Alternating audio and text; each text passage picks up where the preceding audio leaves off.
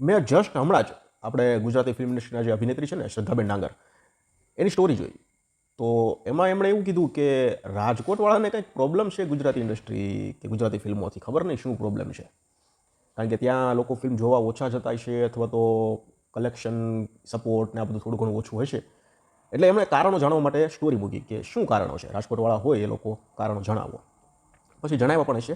મેં આ સ્ટોરી જોઈને એટલે મને એમ થયું કે હકીકત શું છે, આવું છે. એટલે મેં ડાયરેક્ટ કડકનાથનું જો બોક્સ ઓફિસ કલેક્શન હતું ને એ જોયું. એટલે રાજકોટમાં તો યાર આ ફિલ્મનું કલેક્શન આવ્યું જ નથી. પછી મેં ફટાફટ બુકમાં શો ઓપન કર્યું. મેં કીધું યાર આ ફિલ્મ છે કે નહીં, તો કડકનાથ રાજકોટમાં નથી. એટલે આઈ વોઝ શોક. હે, શું વાત કરે, કડકનાથ નથી? યા રાજકોટમાં નથી લાગી. જિંદગી વન્સ મોર હતી, પછી પેલી સ્ટેટ ઓફ રામાધણી એ પણ હતી, બધું ઓલ રાઈટ છે એ પણ હતી. કડકનાથ નથી રાજકોટમાં. તો આની પાછળનું શું કારણ હશે? અને શ્રદ્ધાબેન કીધું છે તો એ પણ હોઈ શકે કે કલેક્શન ક્યાંથી ઓછા આવે છે, રાજકોટવાળા ગુજરાતી ફિલ્મો જોવા માટે ઓછા જાય છે. તો ચાલો મને તમે કમેન્ટ સેક્શનમાં જણાવો કે આનું શું કારણ છે. તમને એવું લાગતું હોય કે ભાઈ શો પ્રોપર નથી મળતા, કે તમને કદાચ એમ લાગતું હોય કે અમને ફિલ્મ વિશે ખબર નથી, ખબર હોતી નથી, ખબર પડે ત્યાં તો ફિલ્મ નીકળી જાય છે, આવું કંઈ પ્રોબ્લેમ હોય તો ચાલો કમેન્ટ સેક્શનમાં જણાવો. ચાલો એટલે આપણે કેવું કે કમેન્ટ સેક્શન તો આપણી ખુલ્લી જ છે, એટલે બધા વાંચી શકશે. એટલે રાજકોટથી તમે લોકો હો અને તમને પ્રોપર ખબર હોય કે ભાઈ આ વસ્તુ છે, તો જરાક પ્રોપર કમેન્ટ સેક્શનમાં જણાવો. ચાલો આપણાથી જે કંઈ થાય ને આપણે કંઈક ટ્રાય કરશું. પણ કડકનાથ કેમ નથી લાગી એ પાછું જાણવું પડશે. બોક્સ ઓફિસ કલેક્શન કડકનાથ તમને કહું ને તો ટોટલ 5 દિવસનું કલેક્શન છે અને ખૂબ નિરાશ કરે છે. ખૂબ 5 દિવસનું કલેક્શનમાં 13,000 ખાલી ટિકિટ વેચાણી છે. તમે વિચાર કરો. જો એક વસ્તુ ફિલ્મ ઇન્ડસ્ટ્રીના જે કહેવાતા સુપરસ્ટારો છે ને, કે એના માટે એક મોકો છે. હું કહીશ કે તમારે ફટાફટ અપીલ કરવી તો કરવા માંડો. કારણ કે અત્યારે આની હાલત છે ને લાલો જેવી છે. કન્ટેન્ટ સારો, કલેક્શન ઓછા, શો નહીં જેવા છે.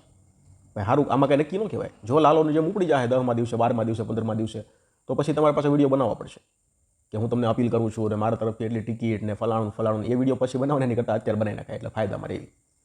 પાછા તમે 15 દિવસ પછી વિડીયો બનાવો ત્યારે ઓલરેડી ફિલ્મ આમ આસમાનને અડતી હોય, કરોડો ટિકિટો વેચાતી હોય, એક દિવસનું 5-5 કરોડ કલેક્શન આવતું હોય, ત્યારે તમે માર્કેટમાં આવો પછી અપીલ કરવા આવો. અને પાછા જે કહેવાતા પાપરાજીવાળા ફેન જે પેજ છે ને, એ પાછા એના એ છાપે કે ફલાણા સુપરસ્ટારે અપીલ કરી કે આ ફિલ્મ જોવો, ફલાણા સુપરસ્ટારે આમ કર્યું. ભાઈ લાલો જ્યારે આવી રીતે આ હાલતમાં હતું ત્યારે કોઈ ઊંઘવાય નહોતું ગયું, હાલી મેળાતા બધાય. આ તો લાલો ઉપડીને કલેક્શન મેળ્યા નવા તો એ બધા કહેવાતા સુપરસ્ટાર, ફલાણા ઓ સ્ટાર, ઓલા સ્ટાર ને ઓલા ઇન્ફ્લુએન્સરના ફલાણાની બધા પછી આવ્યા. મને તારીખ સહિત યાદ છે, કોણ કેટલા વાગે ક્યારે બોલવા આવ્યો. વાતો હું તમે કરો છો માય કાંગલા જેવી. પણ હવે આ તો આપણે ડિટેલમાં કંઈ બોલવું નથી. એટલે અત્યારે મોકો છે, કલેક્શન ઓછું છે, શો નથી અને કન્ટેન્ટ સારો છે. બોલવું હોય તો બોલી નાખો ને અપીલ કરવી તો કરવા માંડો, એટલે પછી આગળ વધવાની ખબર પડે. રિસ્ક છે, તમે એવું નક્કી નહીં કરી રાખીને ફાઇનલ નથી કે ભાઈ તમે અપીલ કરશો અને પછી ફિલ્મ હાલશે. આ તો ભાઈ નહીં હાલે. કારણ કે આવતા શુક્રવારે કેટલી બધી ફિલ્મો આવે છે. અત્યારે શો નથી તો ત્યારે તો શું મળવાના? વાયરફની આલ્ફા જેવી આલ્ફા આવે છે, શું શો મળવાના? એટલે રિસ્ક છે. તમે વિડીયો બનાવી નાખો, જો હાલી જાહે તો પછી તમારે મૂકવા થાય. એટલે મૂકી તો દેવાનો છે, પોસ્ટ તો કરી દેવાનો. સમજાણું તમને? પણ કેવા થાય કે જોયું જ્યારે કલેક્શન નહોતા ત્યારે મેં અપીલ કરી હતી, મેં એમ કેવા થાય.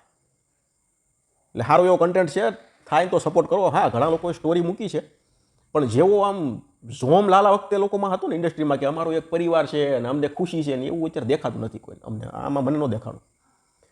ખૂબ નિરાશ કરે છે યાર. કલેક્શન તો જુઓ તમે, ગ્રોસ કલેક્શન 5 દિવસનું 21 લાખ રૂપિયા છે. આમાં નેટ કલેક્શન હતું 18-19 લાખ રૂપિયા જેવું થતું હોય. ખબર નહીં કેમ, પણ આના શો તમે જોઈને તો બહુ ઓછા છે અત્યારે. જો ઘટતા જાય છે. 126 પહેલા દિવસે હતા, 116 થઈ ગયા બીજા દિવસે, પછી 94 થઈ ગયા, પાછા 96 થઈ ગયા, પછી 5મા દિવસે પાછા 99 થયા વળી.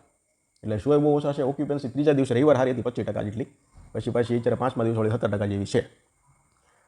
થાય એટલો ફિલ્મને સપોર્ટ કરો અને આગળ વધો.